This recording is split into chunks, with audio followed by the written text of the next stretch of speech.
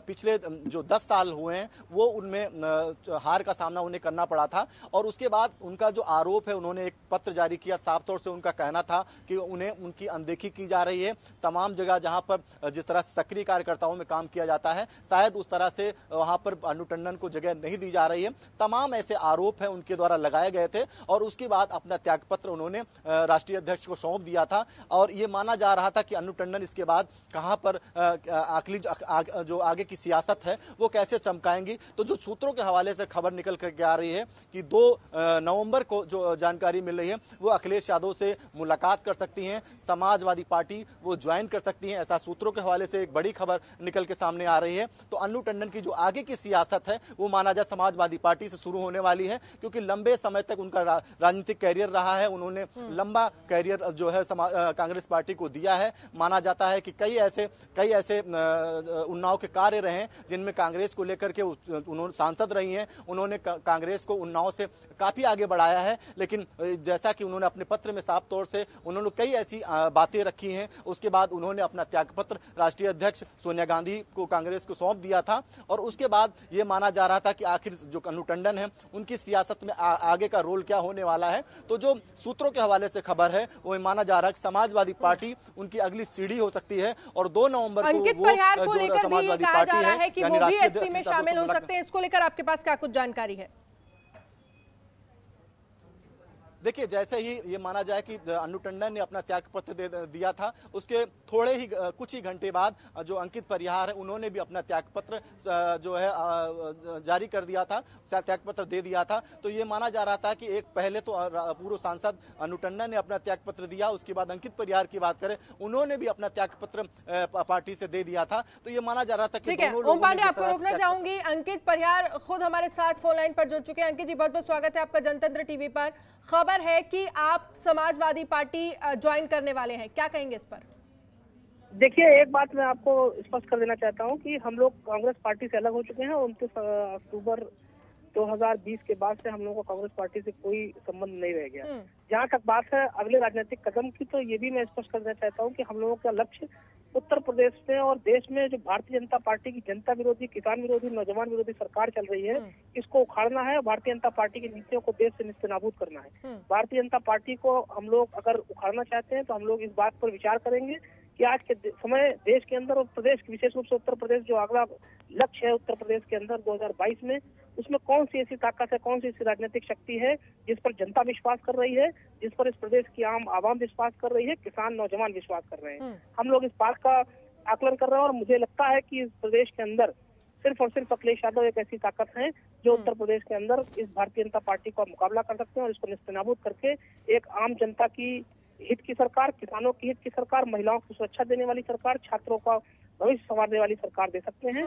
तो हम लोग विचार करेंगे और हम लोग सबकी, हमारे कार्यकर्ताओं की मंशा ये है कि हम लोग समाजवादी पार्टी को मजबूत करें और समाजवादी पार्टी का झंडा बुलंद करके आगामी आने वाले 2022 के विधानसभा चुनाव में समाजवादी पार्टी को सरकार उत्तर प्रदेश में लाने का काम करें। ठीक है अंकित जी, लेकिन इन सब के बीच आपको क्या लगता है, कांग्रेस छोड़ने की वजह क्या है, नाराजगी क्या है कांग्रेस से?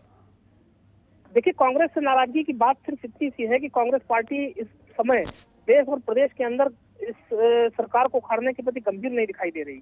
कांग्रेस पार्टी का जो नेतृत्व है वो कतई इस बात पे जो है गंभीरता नहीं ला रहा है कि हमें इस देश के अंदर एक सशक्त विपक्ष स्थापित करके इस देश की जन विरोधी सरकार को उखाड़ने का काम करना है। जहां तक बात की जाए उत्तर प्रदेश के नेतृत्व की, तो उत्तर प्रदेश का नेतृत्व आज किसी भी समस्या और किसी भी जनता की जो पीड़ा है उसकी आवाज बनने की जगह सिर्फ और सिर्फ दिखावेबाजी और शोसेबाजी तक सीमित है, फोटोबाजी तक सीमित है। कोई भी जनता की आवाज का, कोई भी जनता की समस्या को उठाना और उसको अंजाम तक पहुंचाना इनकी मंशा नहीं है। और ऐसी स्थिति को देखते हुए लगता है कि उत्तर प्रदेश के अंदर आज, लगता नहीं है, सच्चाई ही है कि उत्तर प्रदेश के अंदर कांग्रेस पार्टी अस्तित्वहीन हो चुकी है। कांग्रेस पार्टी का कोई वजूद उत्तर प्रदेश के अंदर नहीं बचा है। कांग्रेस पार्टी के अंदर कोई क्षमता नहीं है। एक आखिरी सवाल, औपचारिक तौर पर अगर बात करें तो समाजवादी पार्टी ज्वाइन करने का ऐलान कब करेंगे? देखिए, ऐसा है कि हम लोग इस बात की प्रयास कर रहे हैं कि माननीय अखिलेश यादव जी के साथ हम लोग मिले और अखिलेश यादव जी के अंदर हम लोग निष्ठा अपनी समर्पित करें, उनके प्रति हम लोग अपनी आस्था व्यक्त करें। तो जब भी समय होगा हम लोग बहुत जल्दी आपको जो है इस बारे में आधिकारिक घोषणा करेंगे।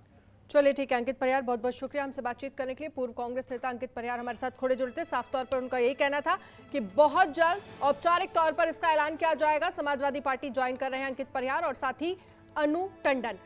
ओम पांडे हमारे साथ बने हुए हैं। ओम पांडे, अंकित परिहार खुद हमारे साथ जुड़े थे, जहां साफ तौर पर उन्होंने कांग्रेस से जो भी नाराजगी है वो उन्होंने बताई और साफ तौर पर उन्होंने कहा कि जैसे ही वो अखिलेश यादव से मिलते हैं औपचारिक तौर पर इस बात का ऐलान किया जाएगा कि उन्होंने समाजवादी पार्टी ज्वाइन कर ली है। क्या जानकारी आपके पास? अनन्या, इस वक्त की सबसे बड़ी खबर यह है कि जो जनता ने सबसे पहले चलाया था कि अनु टंडन के साथ साथ परिहार जो है वो समाजवादी पार्टी ज्वाइन कर सकते हैं, तो कहीं ना कहीं अंकित परिहार ने अपनी मोहर लगा दी है। तो सबसे पहले ये खबर जनता टीवी पर कि दोनों लोग समाजवादी पार्टी ज्वाइन करेंगे, ये उन्होंने अपनी मोहर लगा दी है। तो इससे साफ हो जाता है कि दोनों लोग अब जो है समाजवादी पार्टी के जो तमाम नियम कानून कायदे हैं, जो उनकी नीतियां हैं, जो उनके अपने वादे हैं, उन वादों के तहत उनके समाजवादी पार्टी की अपनी जो चीजें हैं उनको लेकर अंकित परिहार और अनु टंडन अब कदम बढ़ाने जा रही हैं। ऐसा बिल्कुल पुख्ता हो गया है क्योंकि अंकित परिहार ने अपने शब्दों में साफ तौर से इस बात को रख दिया है कि वो कांग्रेस से कहीं ना कहीं तमाम विचारधाराएं जो थी उनसे हट करके अब समाजवादी विचारधारा जो है उसको लेकर के वो आगे कदम बढ़ाएंगे। उनकी तरफ से जनता टीवी पर अब से जो इस तरह से उन्होंने कहा जनता टीवी पर अब बिल्कुल साफ हो जाता है कि वो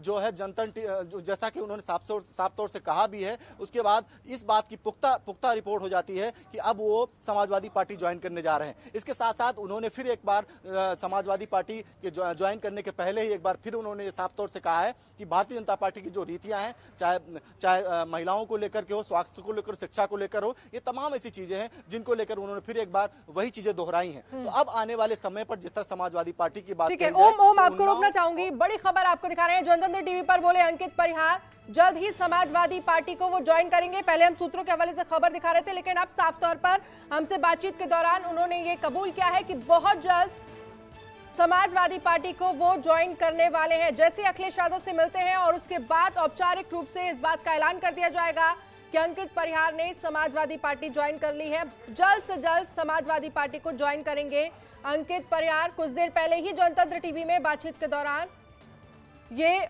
उन्होंने कबूल किया है। जी ओम, साफ तौर पर जो लगातार अगर हम कांग्रेस के लिए बात करें, कांग्रेस जिस तरह से काम कर रही है, जमीनी स्तर पर जो पकड़ खत्म होती जा रही है कांग्रेस की, उससे कहीं ना कहीं जो तमाम कांग्रेस के नेता है वो नाराज है और यही वजह है शायद पार्टी छोड़ने की।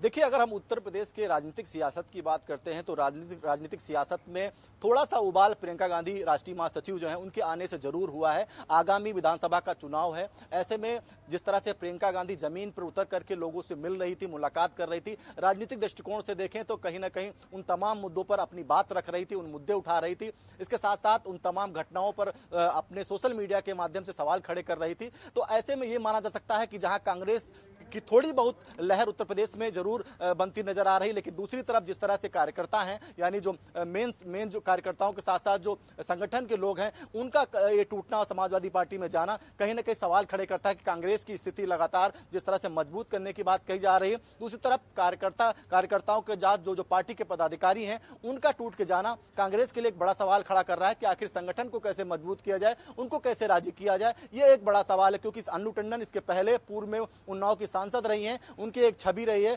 उन्नाव में लगातार वो काम करती रही हैं। ऐसे में उनका टूट के जाना और समाजवादी पार्टी में जुड़ना कहीं ना कहीं कांग्रेस के लिए एक बड़ा सवाल खड़ा करता है। अनन्या, चलिए बहुत बहुत शुक्रिया तमाम जानकारी के लिए, हमसे बातचीत करने के लिए बहुत बहुत शुक्रिया।